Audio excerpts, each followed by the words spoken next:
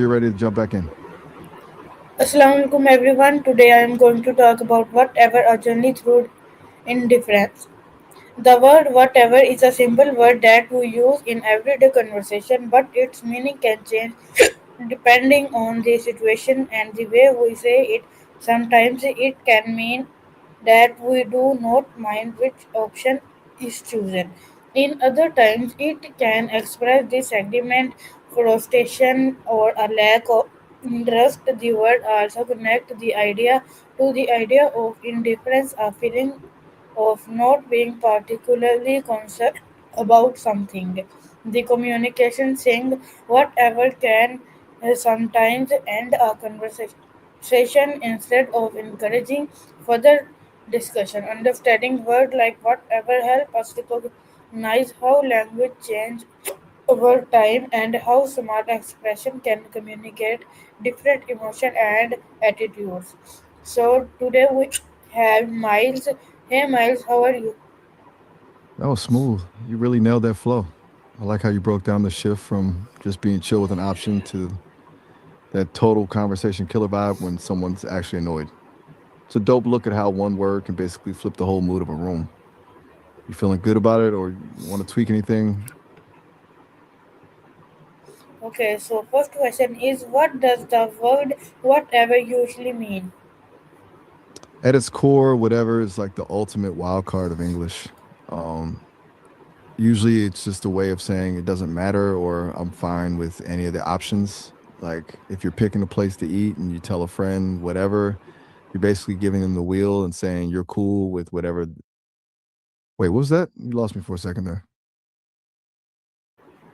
Whoa, you just went full intensity on me. That was a jump. You're just practicing some like dramatic effect for the speech, or did something actually just go down?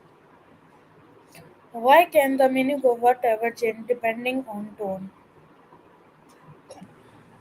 Because tone is basically the secret code of language. Think about it. The words are just the skeleton, but the tone is the skin and the muscle. When you say whatever with a light, breezy voice, it's just flexible. You're being easygoing, like you're genuinely cool with any choice. But the second you drop the pitch, drag out the vowel, and maybe add a sigh or a roll of the eyes, it transforms. Suddenly, it's not about flexibility anymore. It's a shield. Tells the other person, I'm done talking about this, or I don't even care enough to argue. It's wild how the exact same syllables can go from I'm with you to get away from me just by changing the vibration of your voice. You know what I'm saying? What is indifference? The difference is really the energy behind the word. One is about openness, and the other is about closure. When it's used in a positive or neutral way, it's like an open door. You're telling the other person that you trust their judgment or you're generally relaxed. It's a tool for cooperation. But when the tone shifts to like that dismissive vibe, it becomes a wall. You're effectively shutting down the connection and ending the exchange. It's the difference between saying I'm flexible and saying I'm finished. Can whatever sometimes be considered rude? Why? Explain. Oh, for sure. It can be incredibly rude because it's basically the linguistic version of a shrug. When you use whatever dismissively, you're not just disagreeing with someone, you're telling them that their opinion or their feelings aren't even worth the effort of a real response. It's that total lack of engagement that stings. In a lot of social situations, the baseline is that we acknowledge each other. When you hit someone with a cold, whatever, you're essentially deleting them from the conversation. It signals a complete loss of interest or a level of contempt where you've decided the other person is just not worth the energy it takes to explain why you're annoyed. That's why it feels so aggressive. It's not what you're saying, it's the fact that you're refusing to actually communicate.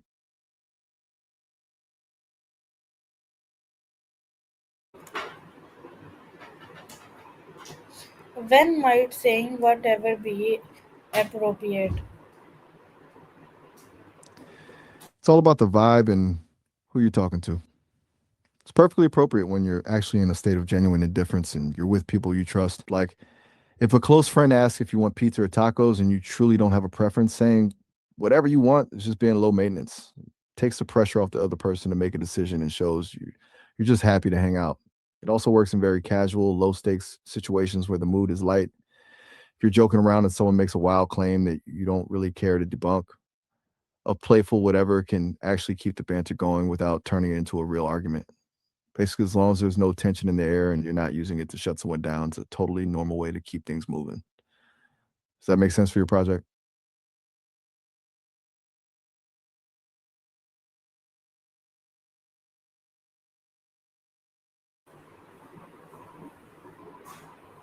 Okay. So next Cool. question is, how does body language affect the meaning of this word? You want to know how to handle this in the speech or maybe how to present these different meanings to your audience? Um, how does body language affect the meaning of this word? Whatever. Body language is like the subtitles for the word. If you say whatever while leaning in and smiling, it's a sign of total trust. You're basically saying, I'm down for whatever you've got planned. It feels inclusive and warm. But if you pair that same word with a roll of eyes, a sigh, or by crossing your arms and looking away, it's a weapon. That's when it becomes dismissive. You're physically closing yourself off from the other person at the same time. You're shutting down the conversation with the word. Even something as small as a shrug can change the meaning. A light shrug is just, I don't know, but a heavy, exaggerated shrug combined with a head tilt can come off as, I can't believe I'm even dealing with this right now. It's that combo of the word and the movement that tells the listener whether you're being easygoing or just plain rude. You know what I'm saying? Okay. Next question is, what is difference between indifference and disagreement? It's the difference between a flat line and a clash. Disagreement is active. It's like two forces hitting each other. When you disagree, you still care enough about the topic to have a position on it. You're engaged, you're arguing and you're trying to prove a point or find a better one. There's energy there, even if it's tense energy. Indifference though is just nothing. It's a void. When you're indifferent, you aren't pushing against the other person, you're just not pushing at all. You don't have a horse in the race. It's the feeling of it doesn't matter either way. That's why indifference can actually feel worse than disagreement. If someone disagrees with you, they're still acknowledging your point of view, even if they hate it. But if they're indifferent, it's like you're not even on the radar. One is a fight, the other is just silence. Can a single word communicate different emotions?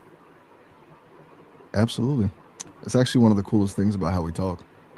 Words aren't just static labels. They're more like containers that we fill with whatever emotion we're feeling in the moment. Take a word like right. You say it with a sharp rising pitch, it's a question. You're checking if the other person is following you.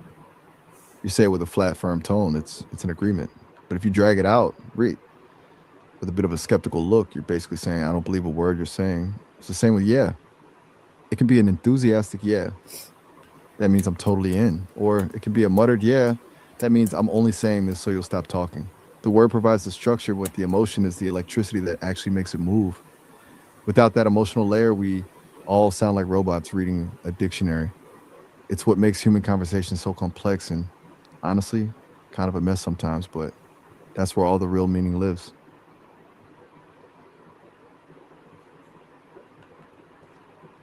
Okay. You're on a roll with these questions. Feels like we're really mapping out the Why? DNA of this word. I'm What? paused Just keep quiet. Why is understanding context important in communication? because without context, you're basically guessing. Context is the map that tells you how to read the words.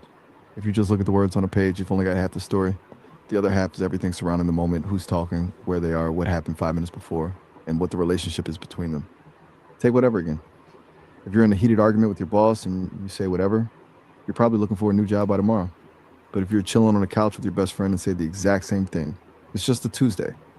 The words didn't change, but the context did. And that shift changes the entire meaning from I'm being casual to I'm being insubordinate. When you ignore context, you get those massive misunderstandings that start fights or make things awkward. It's the difference between knowing someone is joking and thinking they're actually insulting you. It's what allows us to use sarcasm, inside jokes, and subtle hints. Without context, language is just a list of definitions. With it, language becomes a way to actually share an experience. Okay. We've covered a lot of ground. You've basically dissected whatever from every possible angle. You think you've got everything you need for the speech, or is there one last piece of the puzzle we need to find? Thank you everyone for participating in this section. Today we explore how a simple word like whatever can have different meaning depending on context, tone, and intention. It reminds us that effective communication is not only about the word we use, but also about how and when we use them. Thank you for your intention and thoughtful answer. Have a great day. Allah Hafiz. That was a